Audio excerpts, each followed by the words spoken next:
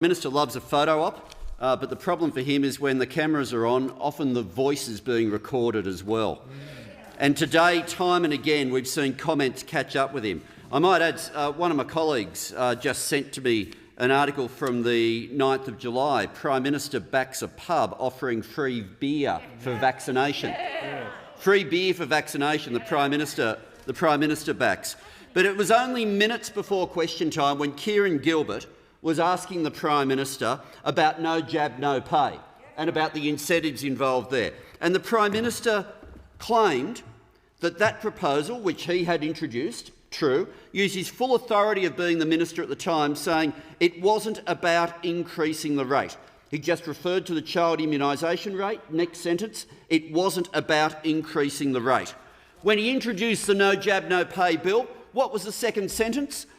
This is an important initiative aimed at boosting childhood immunisation rates. Like, what are you meant to do with a Prime Minister who just doesn't care about the truth at a time when we need public trust more than ever? At a time when people believing and following what governments say matters, what do we get from this Prime Minister? We get things that are demonstrably untrue. Today, passion. He says, anyone who thinks that the Prime Minister only has 2 jobs is not up for the job, Mr Speaker. And all of his side went, oh yeah, here. 24th of June, when he was there as the hologram in the corner, what did the Prime Minister say? The fact remains that the 2 jobs of this government are. His own words, 24th of June, here are the 2 jobs. Today he says, oh, if you think it's just that, you're not fit for office. Well, as far as he was concerned about himself, he's absolutely right. He's not fit for office. He's failed on purpose-built quarantine. He's failed on the vaccination rollout. And can I tell you, the people who I represent in this House are going through a hell of a time because of the failures of this government. We've got people right now homeschooling until they don't know when it will end. Now, homeschooling is hard enough at the best of times for any of us. Think about what homeschooling's like in a part of Sydney where 75% of people speak a language other than English at home. Think about what homeschooling is like in a household where you've got more people than you've got rooms.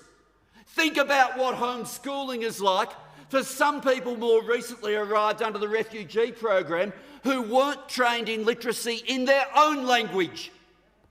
And they are now going through this with no end in sight because of the failures of this government. And if this government thinks they can just change the facts, sidestep and pretend things didn't happen, well, just know they are being watched and people are suffering because of their failures. And what's been happening is the community have just moved to pick up the pieces themselves. When they weren't running vaccination programs, our local doctors just got ahead and did it. My personal my GP, Dr Jamal Reefi, gave up his front yard, gave up the car park underneath his own surgery and just started doing testing and started doing vaccinations because this government wanted. I had a disability provider who runs 3 centres in my electorate, in Lakemba, in Belmore, in Ashfield.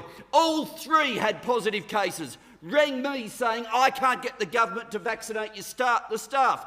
Can you organise it? So my office did. The Exodus Foundation have gone with pop-up clinics. The Lebanese Muslim Association, the Orion Centre, we're organising it for Parry Park. Bankstown Sports Club have gone off. People are being vaccinated now, but no thanks to those opposite. Those opposite have failed and the people in Sydney are paying the price for it. We are the home of essential workers in my part of Sydney. They don't have jobs where you can just get a laptop and do it from home. Try stacking shelves from a laptop. Try working in aged care from a laptop. Try working in any of these essential roles from a laptop. You can't. They have to turn up to work. They are turning up, most of them not yet vaccinated, not because of a hesitancy on their part, but because of failure in messaging from the government and a failure in supply for which this government still doesn't seem to understand.